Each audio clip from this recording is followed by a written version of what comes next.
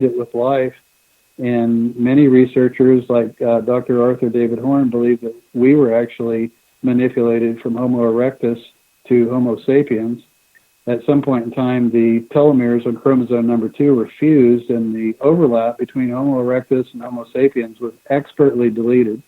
And the evolutionists are estimating that that would have taken at least 8 million years to accomplish through natural selection and genetic random mutation. So there's a couple of intervention points, real good candidates for ET intervention points. And one is about 2 million years ago between Australopithecus, which was just a 4-foot-tall monkey-like creature that walked upright and had a brain the size of an orange. All of a sudden, there's a much taller being, Homo erectus, with a much bigger brain. And the interesting thing about Homo erectus is they only had one piece of technology for almost 2 million years, which tells me that they got along with each other. There was no urge for one-upsmanship or to improve your weapons so you could kill your neighbors more effectively. They lived a pretty placid, copacetic life for almost 2 million years. And then all of a sudden, at about 300,000 years ago, when we went either naturally or intentionally from Homo erectus to Homo sapiens, all of a sudden you get war and conflict, and we're competing for technology over each other. And you have to wonder, like William Bromley wondered, that if there's an ET race that has an interest in forcing us into higher technology. And there's a couple of connected dots with that with the W56 group, because they warned of a group called the CTRs, or the Wiros, who worship technology. They're an artificial race who worship technology. And that even ties into Rudolf Steiner's stuff from the 1920s, the beings from the eighth sphere that convert biology to mineral. So there's a lot going on, and you really have to delve into the literature to even be able to begin to connect the dots. But the dots can be connected to a pretty good degree. Well, it can. And the other thing is they're thinking that maybe they're taking, DNA to other planets to seed it or whatever. Do you ever think maybe they're actually trying to change our planet to fit their life, to come over and live on our planet? It seems like all of a sudden we're going through this global warming where Antarctica is like melting fast. Alaska getting temperatures up to 97, parts of Antarctica getting in temperatures in the 90 degrees. Strange things are happening really fast now. Yes, and the Chilean Navy just released an interesting clip of some UAP exuding some sort of gas. And John Keel investigated the angel hair or the space grass or whatever you wanted to call it. The skeptics say that these are migrating spiders, and that's just a completely ridiculous explanation. But especially back in the 50s, there was a lot of angel hair droppings. And he had somebody that collected some in a bottle and talked the guy into going to a drugstore who referred him to a hospital, and they found out it was fluorine gas.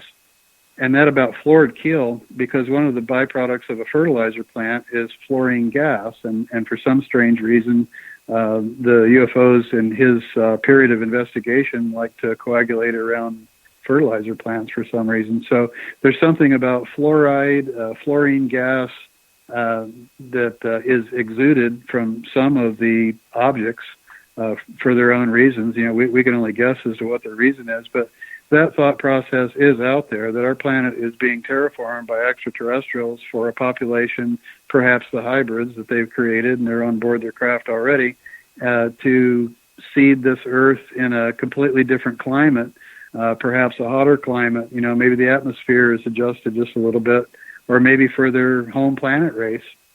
We just don't know. Oh, yeah, that is scary if you think about that, because, the way our population is going, like I mentioned on my show so many times, I think this Earth has been rebooted several times.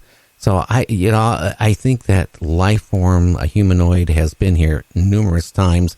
It gets to a certain level and then it's gone, and then it starts over again.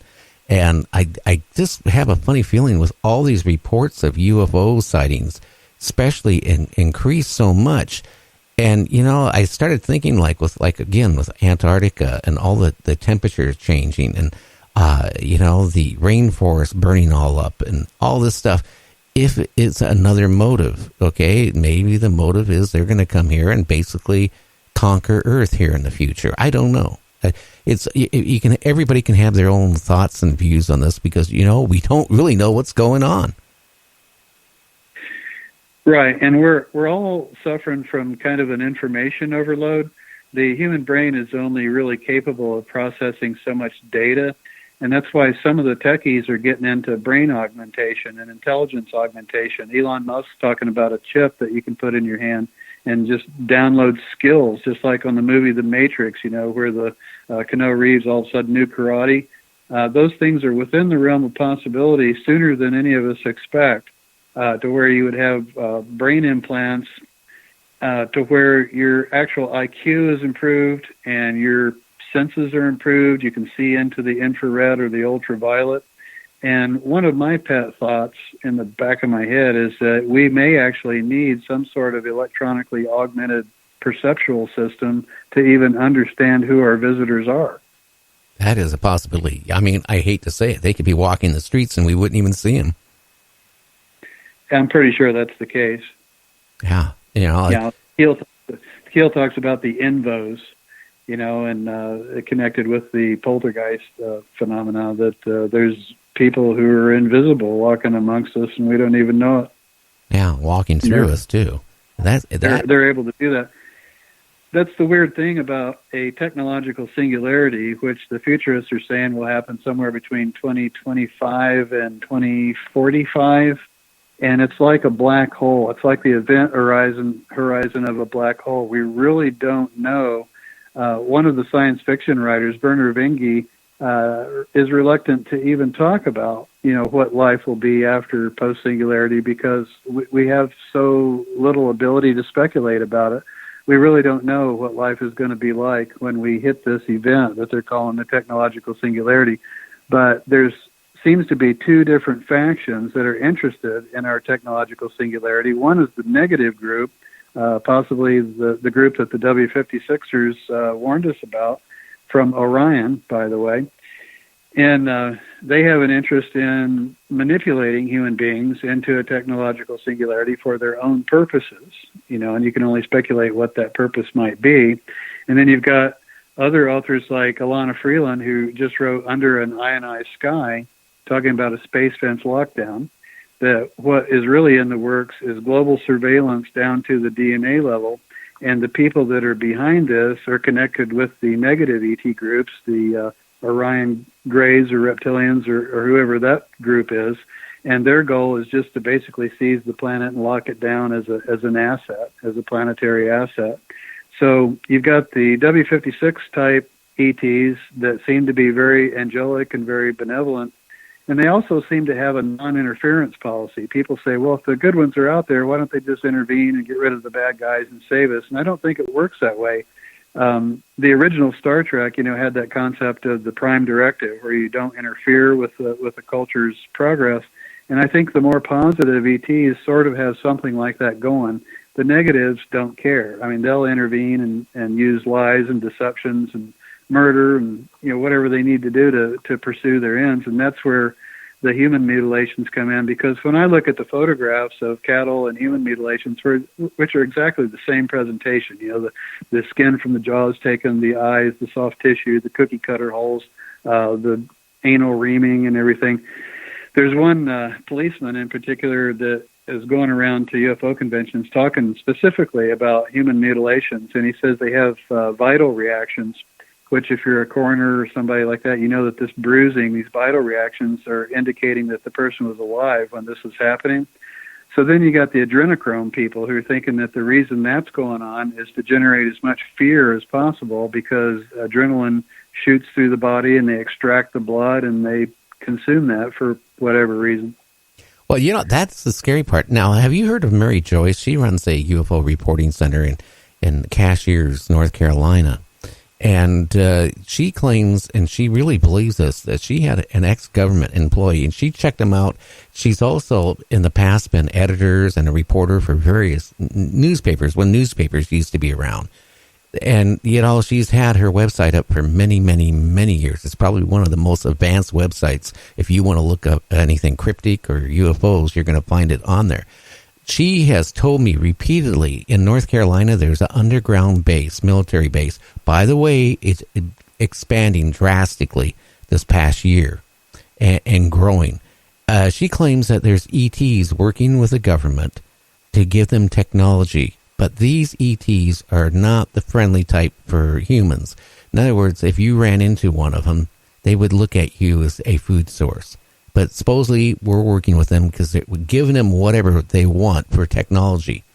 And again, her information came from somebody who was high up in the government, had the highest clearance, top secret clearance you could have. Right. That's well documented in the UFO lore. In 1954, President Eisenhower allegedly met in Palm Springs, California, at some Air Force base with a group of Greys. And then you've got the story where the positive ETs actually offered to solve many of the Earth's problems, and that was rejected in lieu of the technology. So it may be the case that people in the upper echelons of the U.S. government did make some sort of create treaty or some sort of pact with the negative ETs because they wanted, Cold War technology, to get one up against the Russians, and that was their big focus. They weren't willing to relinquish the nukes that the positive ETs wanted us to relinquish because that probably affects life in multiple dimensions. It not only destroys life here on Earth, but it messes up things in the space-time continuum. And so, yeah, the negative ETs seem to contact and work with people in the military-industrial complex, in the upper echelons of politics and government, and the positive ETs are working with the people who seek them, the meditators, the peaceful people, the ones that want peace on Earth, the ones that want a positive post-singularity world where everybody gets along with each other and you don't have to work anymore and you can travel freely. There's no borders. Just you can go anywhere on Earth you want to go or go into outer space with some of your friends if you want to. So there does seem to be these two factions, one of which is very anti-human. And surprisingly, we have humans who are allied with that group for whatever payoffs they feel like they're getting. Perhaps they got promised immortality through, whole brain emulation or whatever. And then there's the other notion that there is a breakaway civilization that began back from Nazi Germany. Then we brought them over here through Operation Paperclip, and they all became involved with NASA and the government. And they already have technology that's 100 years ahead of everybody else, and they're just not sharing it with us. Richard Dolan, who I consider pretty conservative in his views, will go so far as to say there's a secret space program, but he doesn't know the parameters of it, and he's really reluctant to buy into some of the testimonies of the secret space program experiencers, which personally I find very fascinating. I've met several of them. And I don't know if you know this or not, but Randy Kramer, Captain K, he just passed a lie detector test on George Norrie live show. So I saw the show where George Norrie talked about that, of doing a polygraph test, and Randy Kramer was like, bring it on. And apparently they did that. I haven't seen that episode yet, but there are people who have some very strange tales to tell who can pass body language experts analyzing their behaviors and can pass lie detector tests. So the memories are in there, but there's a whole spectrum of theories about how those memories got there.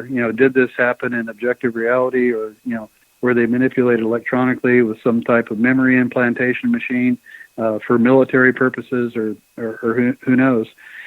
So my take on this whole subject is not to make any hard, fast judgments or buy into any particular belief structure, but just to listen to everybody, listen to the experiencers, listen to the testimonies, read the books, read the literature, and file it, because what I found is that method allows me to file a whole bunch of information, and then suddenly this piece over here fits with that piece over there, and there's an aha moment, which is real pleasurable.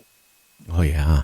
Hey, our time is almost up. Now, again, why don't you tell the people the name of your book, where they can find it, and if you have a website or any of that stuff, please give that out. Okay, well, I do not have a website. I haven't pursued that, but the name of the book is Overlords of the Singularity.